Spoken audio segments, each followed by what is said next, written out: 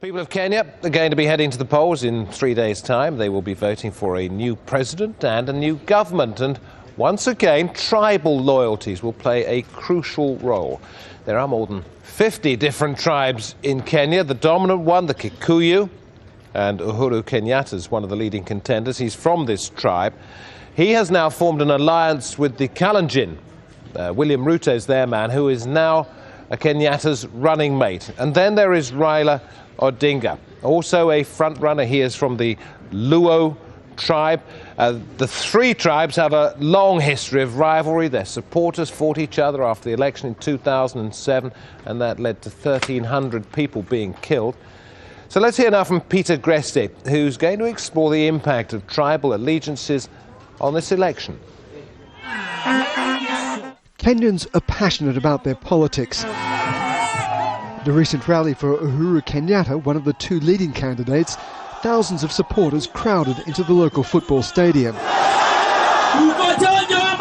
This is Nyeri, Kenyatta's heartland. It's also the heart of the Kikuyu lands, Kenyatta's own tribe.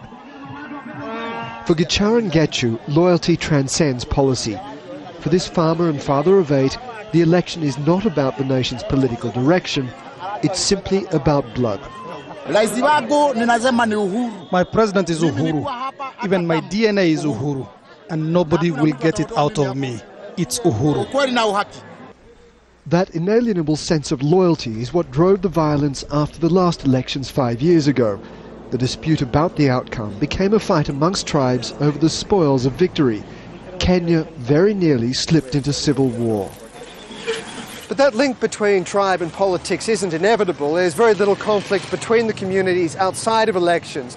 But come election time, politicians tend to dangle the prospect of access to government resources and money as a way of winning votes.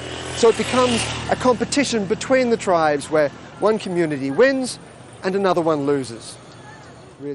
Professor Kimani Njogo believes tribalism is simply an expression of deeper, less appealing struggles. And those issues have to do with especially competition for resources and poor quality of leadership, so that ethnic identity becomes a tool, to either deny people resources or give them an opportunity to access those resources. At the end of a good harvest in Kitui, another group of farmers discuss the coming elections. This is Cumberland. Politics here is about consensus. They've agreed to vote as one. Their candidate is Kalonzo Musyoka. He hasn't developed our land, but we don't want to be insulted because Kikuyus are together, Luos are together. Why can't we be together? It doesn't matter whether he hasn't done much. We have to support him. That unconditional fidelity betrays the truth.